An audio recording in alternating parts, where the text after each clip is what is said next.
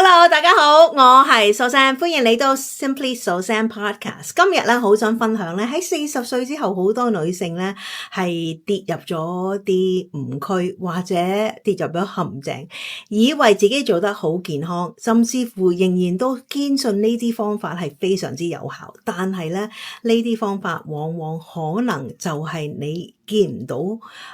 呢個改變嘅真正嘅原因啦。今日我同大家分享5個我最常見喺我呢個20年喺呢個營養個生涯當中見過我啲好多 client 啦，都跌入呢個陷阱，所以今日好想同大家去分享啦。咁睇下你係咪跌咗呢個陷阱而唔知道？第一個係乜嘢咧？第一個就好多女性就話，如果我食得少，我係瘦咗嘅，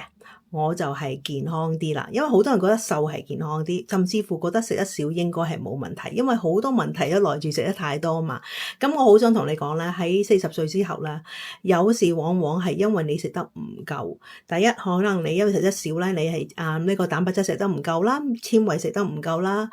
抗氧化嘅食物食得唔夠啦，加上喺40歲之後咧，特別咧呢個壓力咧係非常之大嘅，呢個身體嘅改變嘅壓力啦，即係我哋嘅更年期啦，去到我哋嘅生活嘅壓力，我哋嘅家庭嘅負擔種種咧，令到我哋咧係壓力非常之高，而且我哋瞓得唔好，喺咁多嘅情況之下咧，加埋我哋仲要食少嘢咧，或者係逼自己食少啲嘢嘅話，反而咧係會令到身體咧係更加差嘅，瞓得更加差啦，壓力更加高，因為身體攞唔到佢需要營養，而由於身體攞唔足夠嘅營養嘅話，佢個恢復咧各方面亦都相對地差，發覺自己可能頭髮好似比以前仲甩多咗啊，皮膚比以前更加差，因為我哋冇滋養好我哋身體最需要，尤其是係我講嘅我哋嘅纖維，我哋健康嘅脂肪同埋蛋白質啦。第一就係錯誤嘅跌入呢個陷阱，就係以為食得少就係健康。第二個陷阱或者係誤區咧，就係話戒糖啦。戒糖應該 OK 啦啩，素珊，點解你會話戒糖咧？因為好多人就話，我已經戒糖啦，我全部啲糖都唔食啦。但係你要明白，我哋嘅身體當然戒糖絕對係有佢個好處嘅，因為好多問題確實咧同我哋食過多糖而引起嘅。OK， 咁而過多糖嘅話咧，係會令到我哋會比較容易有胰島素不耐症啊，咁慢慢演變就有糖尿病啊，而太多糖亦都會增加炎症嘅。但係淨係戒糖係咪可以解決呢個問題咧？嗱，有啲人戒糖咧就話，我任何糖嘢唔食啦，但係佢哋可能咧繼續食佢哋嘅精緻澱粉質啦，佢哋可能咖啡唔落糖，奶茶唔落糖，但係佢繼續食白麵包啊，食好多飯啊，食好多粥粉麵飯，但係仍然都食得唔足夠嘅蔬菜啊、纖維啊、蛋白質啊、健康脂肪，所以就算你戒糖，你未必見到好大嘅改變，你分分鐘你會見到你個體重冇降低啦，你仍然覺得好重啦，仍然覺得好脹啦，甚至乎你嗰個口痕係冇減低嘅，反而越來越多，係因為咧我哋個腦都好得意嘅。當我哋同自己講以後都唔食嗰樣嘢嘅話，我哋更加想食，更加恨食嗰樣嘢啦。咁呢個咧就係好多人跌入去呢個陷阱，因為戒糖只係如果我哋身體想要做改變嘅話，戒糖只係其中一樣嘢，淨係靠戒糖未必可以解決。甚至乎有啲人咧，我戒糖，但係佢哋可能喺另一方面食下好多薯片啊、零食鹹嘅，因為佢戒糖啊嘛，但係佢冇諗過食薯片啊、零食啊，或者我哋用嘅醬料對身體有影響，所以咧佢呢一方面只係可能平時嘅咖啡奶茶戒糖，但係其他嘅食物咧佢係冇戒到，或者係冇減低嘅，甚至乎好多時咧我哋好多食物係有隱形糖嘅，我叫隱形糖咧就係我哋食嗰陣時係唔甜，但係佢個糖分係好高。我講其中一個大家認為係muffin 係好健康啊，因為蛋糕唔健康，muffin 健康。但係好多 muffin 啦，我成日講咧，除非你係自己去整啦，就係喺出邊買嘅 muffin 好多個咧，係入邊有糖分係非常之高。第二個可能飲 smoothie 啦，smoothie 好健康啊，有水果喎，但係咧佢入邊亦都可能有好多添加糖，大家係冇留意咯。第三，可能咧就係我哋啲醬料，因為醬料入邊咧有好多啲隱形糖，而我哋睇唔到嘅。我哋所以睇唔到就係因為我哋食嗰陣時係鹹，因為我哋覺得鹹，我哋覺得佢係冇糖嘅。我俾一個好好嘅例子啦，我哋好中意食，譬如小朋友、大人都會中意嘅茄汁啦。因為我哋覺得茄汁嚟講咧係酸噶嘛，但係好多時我哋用任何茄汁啊、茄醬嘅嘢啦，因為由於佢酸，所以我哋要用好多糖去平衡嗰個酸味，所以好多時咧番茄嘅好多啲食品咧，相反糖分係相對地高。但係我哋覺得戒糖就我唔食甜嘢，我唔飲珍珠奶茶就 OK 啦。事實未必足夠，甚至乎可能你係因為唔食呢樣嘢而食其他嘢多咗，身體仍然都冇改變嘅。第三個誤區或者陷阱咧，就係因為我哋就話咧，一去到40歲之後咧，就一定要養肝啊，因為肝啦係一個對身體健康一個非常重要嘅器官。咁呢個係完全係事實嘅，因為我絕對都覺得我哋係應該養肝嘅。但係好多時啲人咧就話，我要養肝嘅話，我就去買啲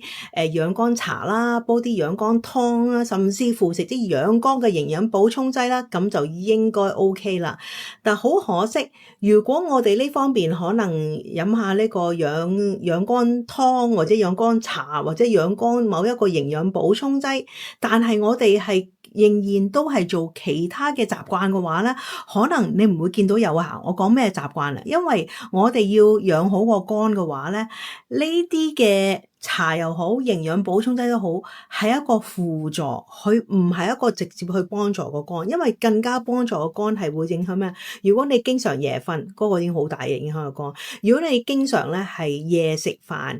或者係飲食即係不穩定嘅，或者你經常屋企環境用好多啲化學物質或者你用好多添加劑嘅嘢而唔知道嘅話，呢啲亦都造成對個肝好大影響。經常壓力好大，經常血糖不穩定，呢啲全部咧都對個肝好大影響。或者你好中意用膠質嘅嘢，因為膠質嘅儀器咧，亦都會對肝係產生好大嘅負荷。所以淨係靠呢個養肝茶、養肝湯水或者養肝營養補充劑，但係冇改變我哋嘅減低化學物質嘅用途冇減低我哋嘅睡眠嘅時間冇即係我又冇即係調整我哋睡眠時間或者係冇喺飲食上去增加啲食物係對肝係有幫助嘅話，淨係靠呢啲嘢係未必做到你想要嘅效果。我唔係話呢啲湯或者係茶或者營養補充劑咧係完全係冇用，但係要做到真正養肝係我哋要係喺整體嘅，我要喺整體就係我哋嘅飲食穩定啦，我哋血糖穩定啦，我哋食咩食物啦，我哋環境，我哋點樣減低對身體嘅負荷，呢啲全部都對個肝係好大嘅影響啦。而第四咧就係好多人咧就係呢個亦都好多我以前喺診所見到啲好多女性都會同我講，我都冇病，即係有症狀，又唔係好大件事，我應該冇問題啦。因為好多時當因為我哋習慣咗，可能喺我諗叫 conventional practice， 即係我哋好多啲西方嘅去睇醫生，如果醫生冇話你有病，你好多時覺得自己冇問題，因為譬如我當你係血糖高咗。你血糖高咗，但係你未係第二型糖尿病，或者你膽固醇高咗，你未去到高到好犀利要食藥，或者你有某一種症狀，但係未去到診斷有一個問題，有一個叫做病嘅名，你就認為自己係健康。咁我想同你講，好多時咧，我哋身體咧係俾好多信號我哋，呢啲信號咧係事實咧就好似一架汽車不斷咧係閃下呢啲燈，同我哋講架車有啲嘢發生。我哋冇錯係繼續可以揸呢架車，但係唔代表呢架車係同一個冇閃燈係一樣嘅。佢閃燈同你講，呢啲警號燈同你講入邊有啲零件出現問題，所以我哋唔應該咧係睇少症狀而諗住等到醫生診斷我有問題，我先去處理。分分鐘，當我哋診斷問題嗰時，有時冇辦法去處理添。我見過好多啲 case，好多我啲客人嚟見我係好後悔當初呢啲症狀出現嗰時咧，係唔介意去理會，反而會覺得OK 啦。我暫時嚟講，醫生都話我唔使食藥，意思代表我冇問題。我想同你講，唔使食藥唔代表你冇問題，冇病嘅名唔代表你係健康。我哋要係健康嘅話，即係譬如我講係一個健康人士，朝早醒係精神爽嚟嘅，唔需要靠任何咖啡因去繼續每日去工作，可以好專注力，係冇腦熬嘅，冇任何啲腰酸背痛嘅，好多活力嘅，由朝早到夜晚都仍然都可以做好多嘢，冇好多壓力，人係開心嘅，笑住嘅。你有冇咁樣？如果你係冇嘅，就係覺得人好重好脹，好唔開心，又覺得好似樣樣嘢好似唔對路咁樣，咁我想同你講，呢啲症狀係告訴你，我要去留意我身體啦，因為呢樣嘢咧係一個先兆，就好似好多時我哋見到，即係我就用啲例子就話，好多時你見到你銀行個戶口，你唔會等到你去，即係我哋講到去到財政困難，我哋先話，哎呀，我要開始去處理財政。當你見到你個財政開始有少少嘅咩挑戰嘅話，我哋要開始處理，諗下我哋有冇咩方法去減低呢個問題，不斷去擴大，因為我哋唔想去到我哋即係叫做咩啊？bankrupt 啊 ，OK， 唔想去到我哋咧係完全冇晒錢喺銀行，我哋先話，哎呀，大件事啦，讓我冇晒錢，或者同一個情況，你唔會話，哎呀，如果小朋友開始有好多嘅症狀，你都話有啲問題，但你仍然唔處理佢嘅話，唔代表個小朋友會越嚟越乖。有一日個小朋友會做啲好極度即係我叫做反叛嘅嘢嗰時，可能佢一直都潛在好多症狀同你講，而你唔去留意佢，同我哋身體一樣，千祈唔好睇小症狀，症狀係同我哋去溝通一種嘅信號。如果我哋唔聆聽呢個信號，呢個信號只會越整越大聲，令到你冇辦法唔去注視佢。但係當你唔去注意佢嗰時，佢個鈴聲太大聲嗰時，有時你會發現你冇辦法去改變呢個事實。所以冇令到呢個問題出現之前，大家應該及早去做啲生活上嘅調整，去令到身體覺得係安全，覺得身體係覺得穩定。因為40歲之後嘅我哋係唔應該咧係有太多症狀。冇錯，我哋係年紀大咗，但唔代表我哋係應該攰，應該係腫，應該係瞓唔好，應該個肚又脹，應該個人係唔舒服，應該甩好多頭髮，應該有好多皺紋。呢個係唔應該40歲即刻會發現。當然我哋係會老化，但係老得快同老得慢係好睇返我哋日常點樣去做嘅嘢。而呢樣嘢係好多人咧就係會等到問題好大先去做。而最後咧，亦都好多我啲 client 我都經常見到呢個問題啦，就係覺得咧要係一個有極度嘅自律嘅人，極度要求高嘅人，或者極度一個完美主義者咧，先可以達到健康嘅身體。咁我好想同你講咧，40歲之後嘅你咧，越逼自己做啲極端嘅嘢，越要求自己完美，亦要求自己要100% 自律嘅話，你係形成到咧係自己嘅壓力更加大。要記得喺40歲之後，你本身已經係好多壓力，因為我都話家庭嘅負擔啦、家庭嘅責任啦、工作嘅繁忙啦，加上身體嘅改變啦，我哋嘅可能經濟入邊嘅壓力等等，都令到我哋咧每日都已經係有做不完嘅工作。加上如果你個小朋友又叫你車出車入啊，好多樣嘢嗰時，你都冇時間去照顧好自己，而所以令成到好多人咧就經常去去買啲咩外賣啊，或者咧就係夜晚咧就係想睇下電視去令到自己輕鬆啊，導致呢個睡眠亦都受影響。所以呢個係一個惡性循環。所以喺咁樣咁大壓力之下，咁大嘅焦慮之下，仍然逼自己做得更加極端，而嫌自己做得唔夠好，唔夠自律嘅話，你